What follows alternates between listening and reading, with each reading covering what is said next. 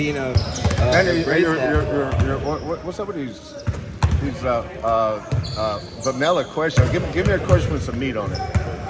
So another thing about how have I seen him take on the leadership role? He's been a leader from day one. He hasn't evolved into that. Here's what I think about leadership, and I recruit my captains. You can't make someone a captain, and you can't make someone a leader. Jamal's never been a leader in his life. That's not who he is. You know, it's like a catcher. You know, a catcher has to be a leader, right? Maldonado's a great leader, whereas Tucker may not be. Well, it's okay. You don't need Tucker to be a leader because you got one in Maldonado. Galen Robinson was a great leader.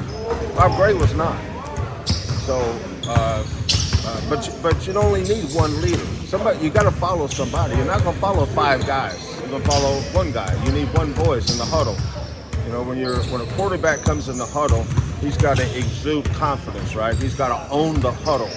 Well, that's how he exudes leadership. Jamal exudes leadership by being who he is. You know, when I recruited Galen Robinson, I said that kid is going to be a captain for us one day. When I recruited Dejan, I said Dejan's got captain abilities because he's a natural leader. I don't turn guys into leaders. I don't know how to make someone a leader. And neither do they. You either have it or you don't. When I watched Jamal play for Drive Nation in the summer, I said kid's a leader. When I watched Tremont play in the summer, I said he's a good player. So everybody has a role on our team. There's some that lead and some that follow. But it's like coaches. You know, the best coaches are the best leaders. How did they become that? They're probably born with it. You know, don't evolve any. You don't read a book about leadership and become a leader.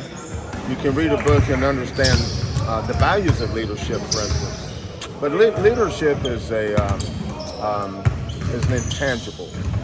It's not something that you can reach out and touch and teach someone to be. It's but your point guard. If you don't have a point guard that's a leader, doesn't mean you're not going to win. But you know, look at the best point guards down the stretch last year.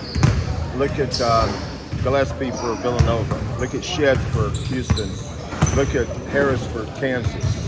Davis for North Carolina. Roach. Look at him for Duke. Those guys are all great leaders. You know, and that has a lot to do with why their teams are successful. So asking about this kid's leadership, that's irrelevant. What's relevant is who is your leader?